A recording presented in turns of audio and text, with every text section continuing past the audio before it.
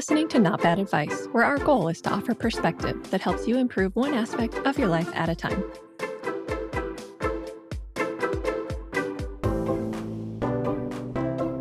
I'm Pamela Lund, And I'm CK Chung. and we hope that after listening you'll think, hey, that's not bad advice.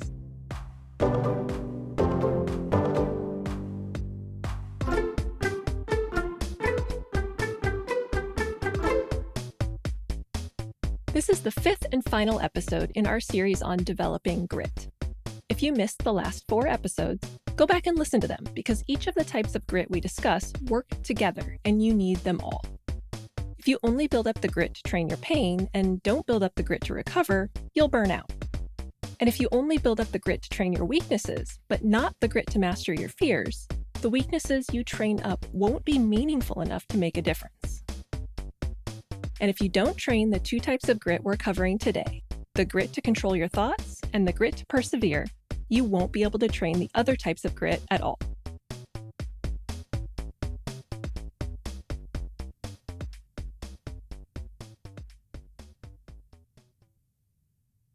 The grit to control your thoughts is really about developing the ability to separate what you think from who you are and to reprogram harmful thought patterns. Everyone has thoughts that hold them back to varying degrees, and reducing the impact is the most important key to achieving your big goals. If you can't get out of your own way, it won't matter how many opportunities you're offered. If you don't believe you can do what you want to do, you won't try.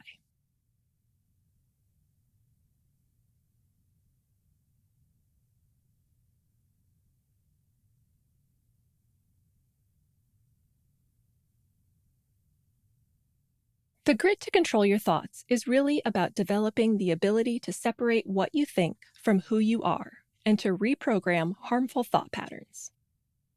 Everyone has thoughts that hold them back to varying degrees, and reducing the impact is the most important key to achieving your big goals. If you can't get out of your own way, it won't matter how many opportunities you're offered. If you don't believe you can do what you want to do, you won't try. Or you'll sabotage your own progress. And every perceived failure you have will just reinforce what you think you're not capable of. This creates a vicious cycle where self-limiting thoughts create more self-limiting thoughts, holding you back even more.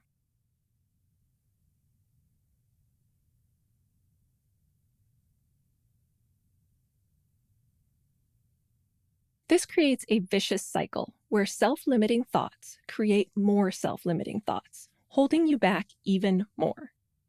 But the good news is that developing the ability to control your thoughts creates a positive cycle that reinforces beneficial patterns and helps you succeed. We talk about developing conscious awareness of your thoughts frequently on this show. We'll link to the episodes titled How to Change Reality and How to Coach Yourself in the show notes.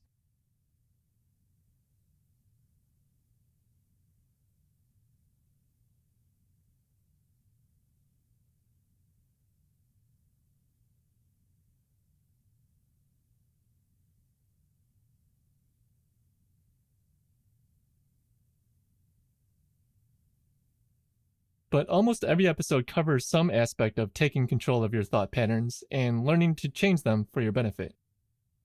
And while we discuss how to change your thoughts in specific situations on other episodes, there are essentially 2 steps that you always need to take. First, you need to develop awareness of negative self-talk and defeating thought patterns. You're probably already aware of these thoughts. It's hard not to be. But before you can change them, you have to be aware of them in a conscious way. This means observing how you think, rather than being in the thoughts and letting them carry you away. You need to create separation between your thoughts and yourself. You need to recognize that the voice in your head is not always right, and that you don't have to believe what it says. This is something you have to practice, but you're basically defending yourself against your own thoughts. And when you recognize that you're having self-defeating thoughts, you need to take a conscious stance against the thoughts and defend yourself as strongly as you would defend a loved one. Second, you need to reprogram your default thought patterns. because we as humans have a built-in bias towards negativity.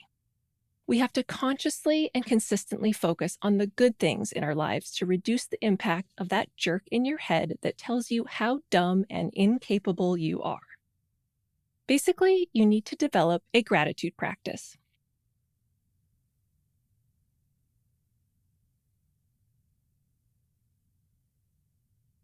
So you can bank positive thoughts to counteract the negative ones. And I know, just the phrase gratitude practice used to make my eyes roll. But it works. It's backed by science, and it doesn't have to be woo-woo. There's many ways to develop a gratitude practice, and none of them may be right or better than the others. Whatever works for you is what's best for you. But some ways you can get started are writing down a few good things that happened at the end of every day, telling your partner or roommate things you're grateful for each day and letting them share with you, texting a friend or family member your gratitude list each day, saying grace before a meal, or starting an audio journal where you record a voice memo in the morning discussing good things that happened the day before. You want to try to list 3 things each day that you're grateful for. If you have more, by all means list more, but 3 is a good goal. And they don't have to be big things. You can be grateful for the dog you got to pet at the park, or that you didn't get stuck in traffic. The idea is simply to recognize good things that happened. Doing this trains your brain to notice the positives more often.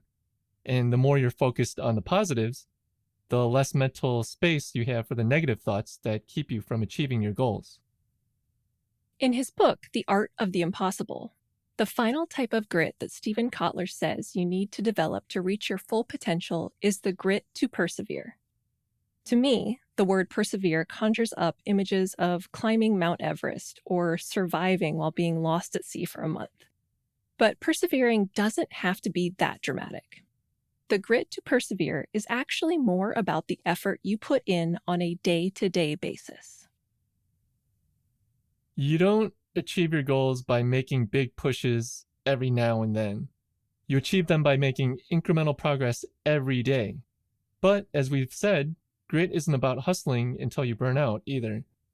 Persevering is about finding the sweet spot where you push yourself to do just a little bit more than you thought you could do. But don't try to do so much that you fail and feel defeated. This is where most people get perseverance wrong. Usually when people start working on a new goal, they go all in and try to do as much as possible right away. Then they give up because it's too much too soon. Instead, you want to start small by setting goals that are achievable, then increasing them incrementally. Continuing with the example of writing a book, you wouldn't want to start by trying to write 1,000 words a day. Start with the goal of 100 words a day. Once you can do that every day, increase the goal to, say, 300 words a day, then to 500, and so on. Keep making the goal incrementally bigger and harder, and don't give up. That is the grit to persevere. Remember that grit is a habit.